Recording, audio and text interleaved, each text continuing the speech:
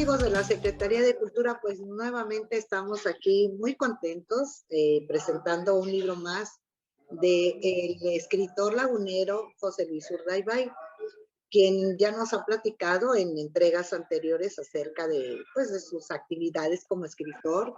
Nos presentó un libro muy exitoso, el de Niñas Solares y Cholos Industriales, y hoy tenemos el gusto de que nos presente el libro Diario de un joven buscador.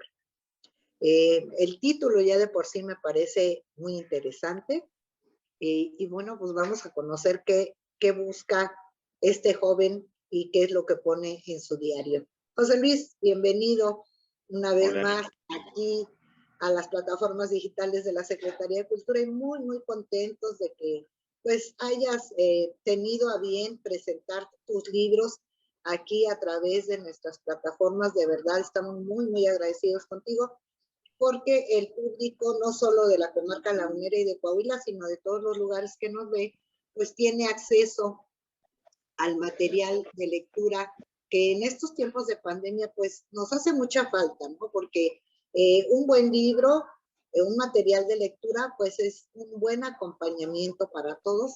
Y les quiero comentar que este libro, Diario de un joven buscador, ya está en línea, ya está en nuestra página web, por ahí va a aparecer la liga de descarga y en el post de este video también está la liga para que usted solo le dé clic, llegue al libro y lo pueda descargar.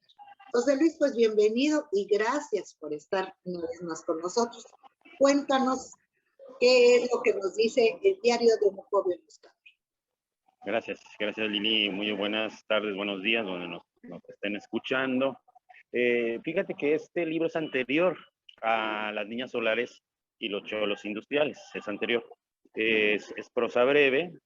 Yo en esa línea de Monterroso, de Julio Torri, de Juan José Arreola, que lo veía en la televisión y citaba de memoria cosas impresionantes, entre ellas François Villon, que me acuerdo muy bien, François Villon, que escribía prosas breves muy impresionantes.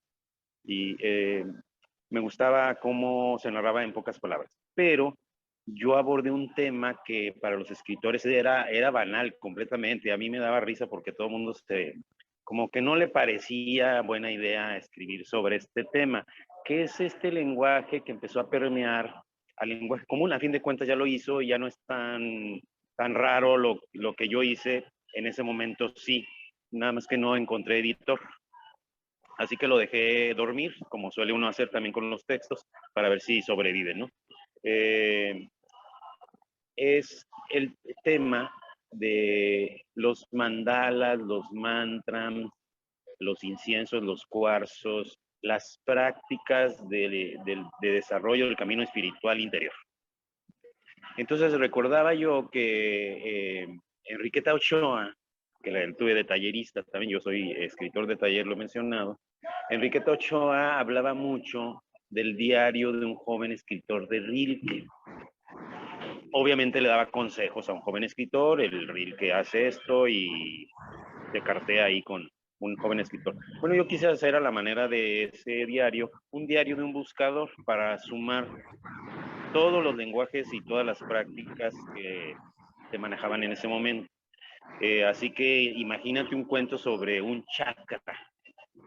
Entonces había que abordarlo de alguna manera, hablar del tema sin que fuera un texto de práctica, de las cuestiones meditativas o algo así, sino que hablara de los temas como si fueran pequeños cuentos. Así que así empecé narrando ese mundo y recuperando ese lenguaje. Pues muy, muy interesante lo que nos comentas. Creo que es un tema que a mucha gente le va a gustar, sobre todo porque hubo un momento, o hay un momento, quizá todavía en la actualidad, en la que estas actividades o estos temas un poco esotéricos, vamos a decir, un poco pues de la cuestión psicológica, que pensamos que, bueno, todas estas cosas nos van a ayudar en nuestra vida, pues están de boga, ¿no? Están de moda. Entonces, sí, creo que es un tema interesante. Y bueno, platícanos un poquito cómo fue tu inspiración para escribir esta novela, este libro, en el que nos narras toda esta situación, y cómo llegaste pues a este tema. Fíjate que voy a regresar a la Casa de la Cultura de aquel tiempo de Torreón, que era un fascinante centro donde convergían todas las artes. Y hablabas con una bailarina de ballet cuando tú estabas en la clase de piano, de guitarra, y de ahí salieron grandes músicos, Héctor Guerrero, el maestro Otoñel, el maestro de piano y canto, etcétera, ¿no? Hay las maestras de ballet que actualmente son maestras de la Escuela Municipal de Danza Contemporánea, ¿no? Las hermanas Morales, Lupita y Carolina. Bueno, yo ahí también platiqué con algunas personas que como llevaban música, las posiciones eran muy molestas a veces, ¿no? La posición del violín, la posición del cello, la posición de la guitarra, que son posiciones técnicas. Así que hacían ciertos ejercicios, pero no les permitían hacer, no sé si recordarás, tú estuviste ahí, no les Sí. permitían hacer gimnasio. Entonces buscaban algo que fuera elástico, que era el yoga. El yoga ha tenido una historia, habría que verlo, en la historia de Torreón está el yoga solar y después otro tipo de yoga, Sí. desde hace años. Entonces hacían yoga para estar más elásticos y entonces tenían un lenguaje y yo no entendía. Hablaban de los chakras, hablaban de el kundalini, hablaban del aura, hablaban de la energía del tercer ojo.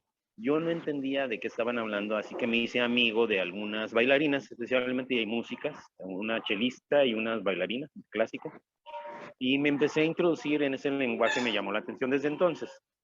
Y si te fijas, durante el tiempo, todo el mundo habla, por ejemplo, hasta creo que oía al presidente decir, es un karma, o sea, el karma, el dharma, todo ese lenguaje estaba ya permeando la práctica diaria de comunicación. Pero era raro cuando yo hice el libro, hace casi 2 años, lo terminé hace casi 2 años y lo dejé ahí dormir. Y lo hice algo curioso, como no encontraba editor, lo presenté en público como lectura, pero no lo leí yo, que suele hacerse eso con los libros. Puse a un mimo a interpretar los movimientos de cada tema. Puse a un violinista a hablar, a leer, y a un guitarrista que acompañaba a las personas que estaban leyendo, improvisando. Entonces presenté varias partes del libro y a las personas que están metidas en la meditación, en la sanación energética, en la cuestión del Reiki, en la cuestión del yoga, les llamó mucha la atención, pensaban que sí era un manual de prácticas esotéricas o meditativas, ¿no? Y bueno, yo lo hice como un libro de narración, no es, la intención nada más tomar los temas. Así que así arrancó esa idea y así fue como fui concluyendo el libro. En medio libro tiene frases de los que yo encontré como grandes maestros, como Osho, Yogananda, Krishnamurti, en medio entre página y página. Y está estructurado así. Así que tenemos esas frases y las prácticas comunes que yo creo que cualquier buscador, así les llaman, por cierto, los buscadores de luz. Cualquier buscador encontrará que le es común.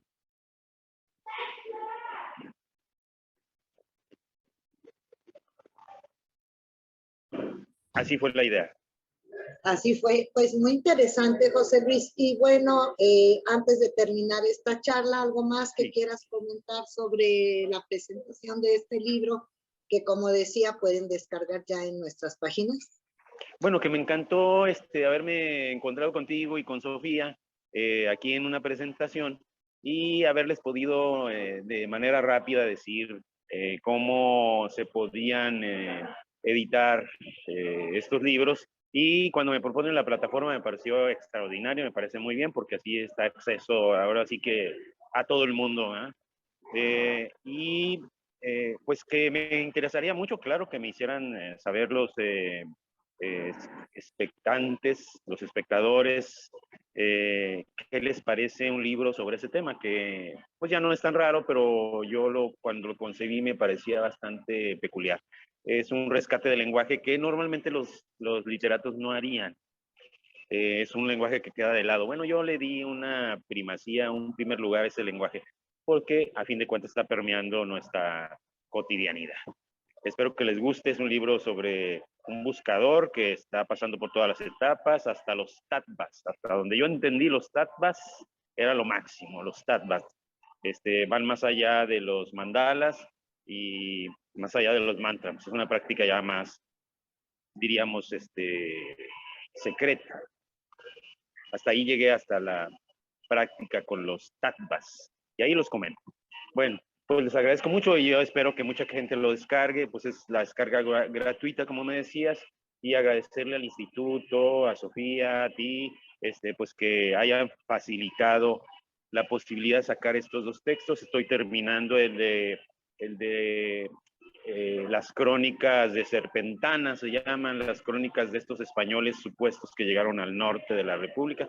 Ya lo estoy terminando, también es literatura breve, pero es como un cronista narraría la zoología fantástica del norte. Pues esperamos con mucho deseo, con mucho agrado ese nuevo libro. Por lo pronto, pues vamos a descargar del Diario de un joven buscador. José Luis, te agradecemos mucho también que hayas tenido a bien pues presentar este libro en nuestras plataformas digitales. Esta es una forma más pues de acercar el libro y la lectura a la gente, y que en estos tiempos de pandemia en los que estamos en casa, en los que nos estamos cuidando, pues tengamos más material de lectura para pues cultivarnos un poco y para divertirnos también, porque hay cosas muy interesantes. Muchas gracias, José Luis, y hasta la próxima. Hasta la próxima. Muchas gracias, Lili.